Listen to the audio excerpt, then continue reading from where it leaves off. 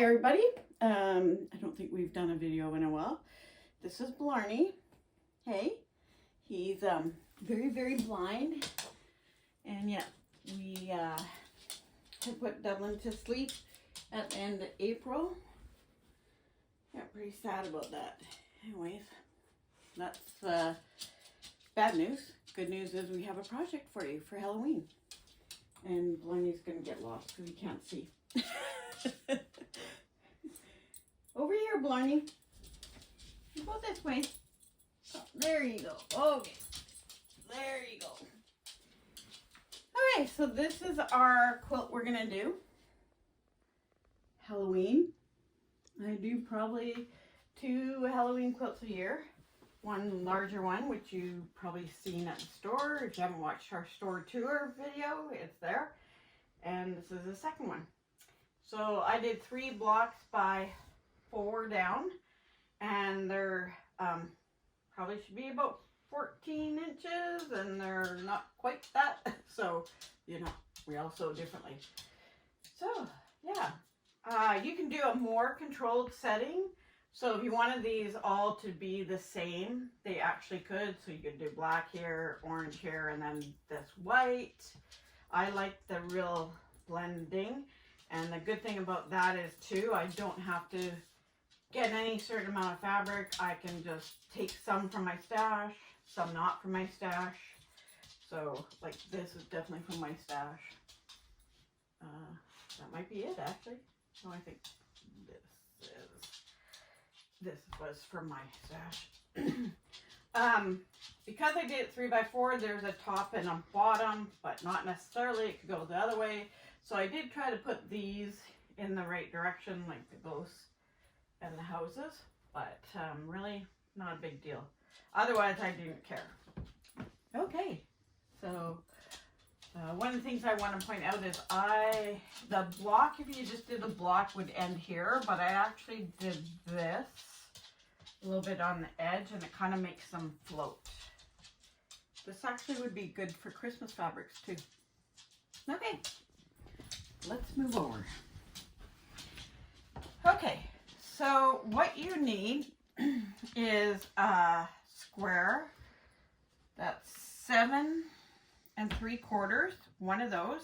This is for the flying geese, and this will make 4 flying geese. And then we need 4 squares that are 4 1/4 by 4 1/4. Then for the middle square here, we need a 6 1/2 inch square, and for the corners we need 3 1/2 inch squares cut. I'm just gonna hold this up so you guys can see. Okay. And then I used 1 1/2 inch strips around it. You could do whatever size you like. I just ended up doing that. As far as what you should get, like you could use fat quarters, you can use like 0.25.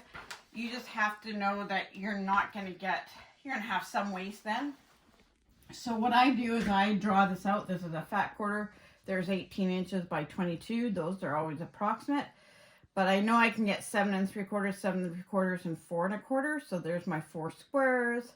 I got a couple extra, 1 extra center, 2 of these.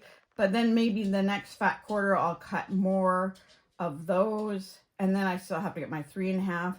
So you can just play around with it and see what you get. And if you don't, you know, if I'm cutting these squares, then I want to make sure that I can get the sky and this out of it.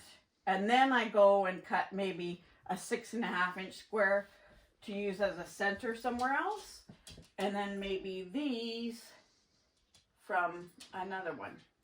Okay, so cut what you can out of what you have. So, you know, if you have scraps and you can only get 1 6 1/2 inch square for a center, well, there you go. At least you used up a scrap.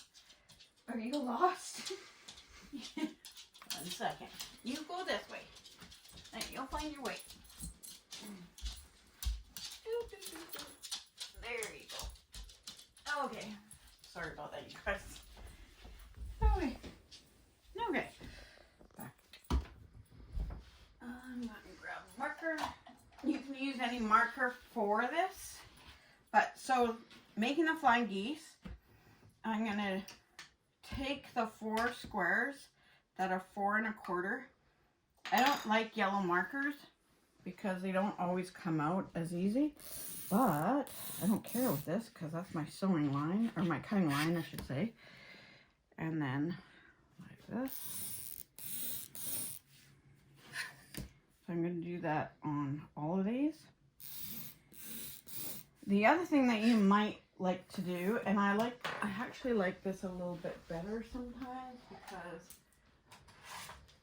I sew better on a line than along a line. Does that make sense? So this is the magic wand, and what it does, it has a line here, and you line those up like that to the corners, and then I'm going to draw a line. Okay, you can see that there. I'm just changing it. You don't have to change it, you could just draw it, but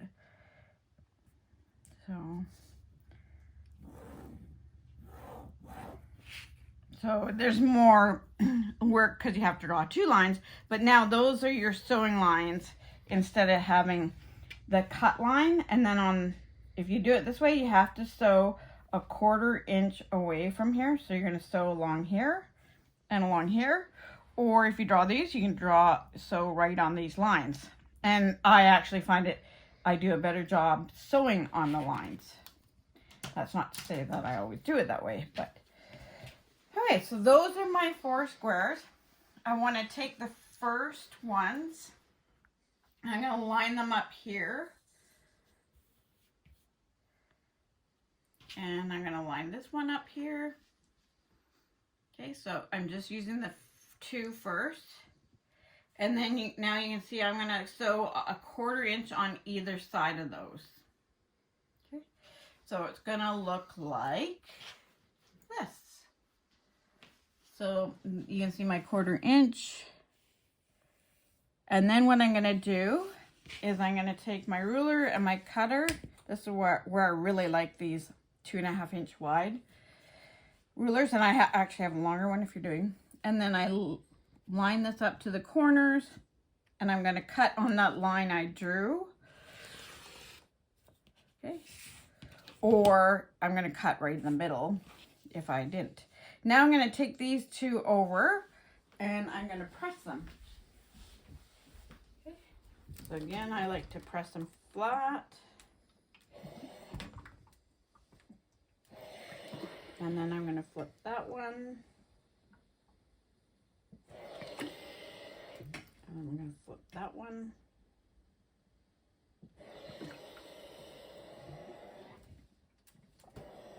So this is also a good place to use your best press.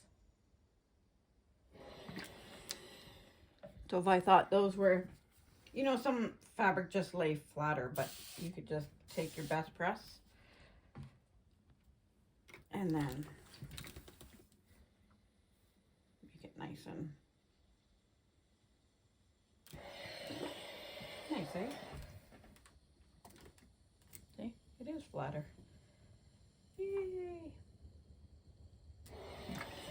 Okay, so now I have 2 units like this, and what I do is I take my last 2 squares and I line them up like this, okay, and like this. So you can see on this one, using the magic wand, I would sew on those 2 lines. And on this one, I would sew a 1/4 inch on either side. Okay. So when I sew them, I'm going to have 2 units like this. Okay, so I sew my lines. I should use like orange thread or something when I do these, eh? And now I'm going to take my ruler again and I'm going to cut right in the middle, point to point, or on the yellow line, whichever. And I'm going to do that. And now I'm going to have my 2 flying geese. But I'm going to take them over here.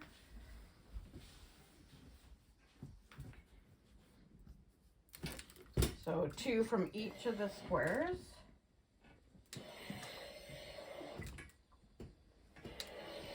Sorry, felt like I flipped that, and I did. And press that. And now I'm gonna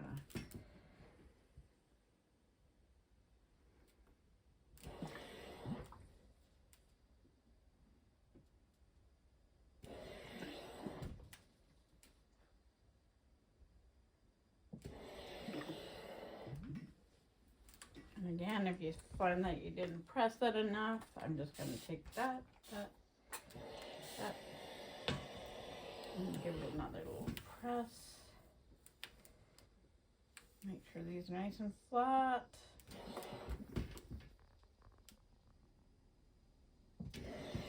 That's what I want to say when I press something open too. I use my iron and the weight of it to push it open. So if it's like this, so if it's flat like this, I just don't flip it and place my iron flat, because what happens is if you don't press it hard enough or like flat enough, you'll get a little lip in your fabric and then you're actually losing 1/8 of an inch. So I like to use the weight of the iron and then hold it. Okay, so we have 4 flying geese, but they're not the right size. So we have to trim them. Now, we want to measure them 3.5 by 6.5 for our block. So this has to be 3.5 by 6.5. Right now it's like, let's see, 6 7/8 almost by 3 7/8. Now I use this ruler, the flying geese. We've done this before, and all these instructions are on here, and even the measurements for making this. So I wanted a 3 by 6 square, so that's where I got my 7 3/4 by 4 3/4. So 1 7 3/4 by 4 1/4 by 4 1/4 equals 4 flying geese, and then it gives directions. It also just does the rectangle method too, so excellent instructions. Okay, so what I want to do is, this has actually, and oh yeah, it's actually on the ruler too. So this is going to be my trim 1, and this is my trim 2. So I'm going to go over here, my trim 1, I'm going to line up, and it actually says 3 by 6 there. So I'm going to line up that white line there. So it's along here, and I'm going to trim it like that. So trim, and then trim. Okay, that's my first trim. And now I'm going to do my second trim. So I'm going to put it like this, and there is my 3 by 6. I want to use this part. So 3 by 6. So I'm going to line that up like that. So that's my straight edge I just trimmed. So I'm going to line this up.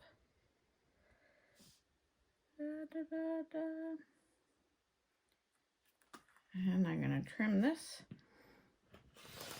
And that's actually where I really like to use my, I'm just going to move the camera mat a bit, my rotating mat, because I can just rotate it. Okay, so there's one. Nice, eh? And we do that with all 4.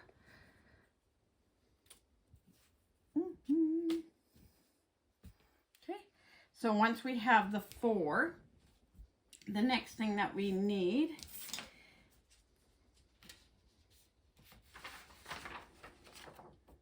not that one, this one. So then around this, so for the middle square we need 6.5 by 6.5 cut, because this is 3 by 6 finished. So we need a 6.5 inch square there, and then the 4 corners we need 4 squares 3.5 by 3.5. Okay, so those are right here. And then what I would do is I would sew just to 2 of the units, this. So I'd make 2 like that, and 2 like that, after I trim that one, but I'm not going to trim that. Okay, so I'd sew those together, and I'd actually press out and press out, and then this one is the middle, and that's the 6.5 inch square, and I sew the other 2 like this. Okay, and then I'm pressing in. And how do I decide which way to press? Well, if it has no seam, it's easier to press that, and it tends to lay flatter. And same with this. So if I press this way, it tends not, you know, with the bulky seam on the top, it tends not to lay as flat. So, and then the other rule of thumb is pressed to the dark so you don't see the seam, but you're not going to see any of these seams.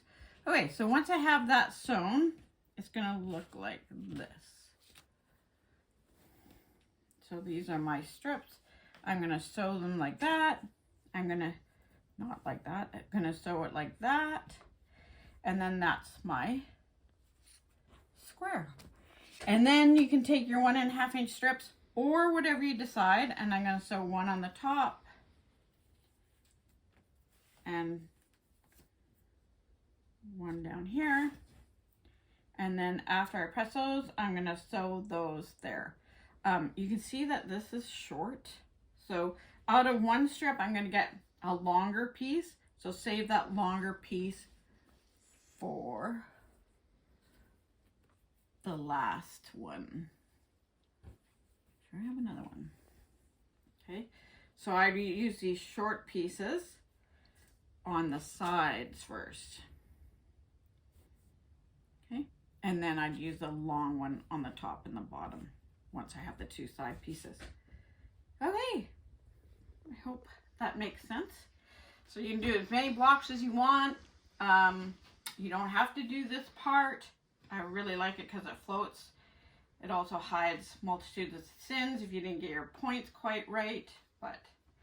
And you can see when you trim using that ruler and I sew them, it leaves a nice 1/4 inch right there. And then when you piece it together with your strip, a nice 1/4 inch, you're going to leave the points there. You don't want to do that. So I'm just going to show you another smaller one. Just throw that aside. Okay, so this is using I think I want to fit this too, actually. Also, again, the flying geese ruler. And if I want to make something like this, like could be a cute kids quilt. I actually did them different ways, so it could be a little runner. And you can see I have the little guys. I fussy cut them, and to fussy cut them, I used this Quilting a Day. It has a complete fussy cut set, so I don't always use it, but that's even good for using the 6.5 inch squares here if you want to center a house. And then I used the 4.5 one for here. So when I fussy cut the middle ones here, I use this, and when I fussy cut the ones here, I use this. Okay, so I just took my fabric and I would say, let's see, and bury this, the ghost. So if I wanted to leave a little ghost, I would take that and center that ghost and cut it out. So this one was 2 by 4, so it's quite a bit smaller. But the instructions again are on here. So I would just go down to my 2 by 4. So I need 5 3/4 inch square, one of those. And then I need 4 3 1/4 by 3 1/4 for here. So those are my points. And then the big square is there. So I obviously used multiples. So for that one, I probably did it this way. So I only was doing one flying geese because it's really scrappy. Yeah. Okay. So that's where that really helps. And having this fussy cut, I don't always use them, but when I fussy cut, I love them. And then the Creative Grids fine ruler. And then I just want to talk about how did I decide to quilt this. So what I did is I took a piece of paper and I thought, okay, am I going to do spider webs and how will I do that? So I thought, oh, I could do this and then like this and then like this and then like this. I'm still going to have to go over like that twice and like this and then like this. But do you see how getting that exactly right is hard? So then I thought, well, what if I draw a line or sew a line straight and then I do a little spider on the end. I do his little legs. You know, I realized I think all my spiders have 6 legs. Oops. And then I went back up to about the center of what I drew and I went down and back and then down and back and then down and back, and then then they were the right shape. So you are sewing over and over and over and over. And then from here I went down like this, like this, like this, like this, like this, like this, until I had enough, and then I went back out.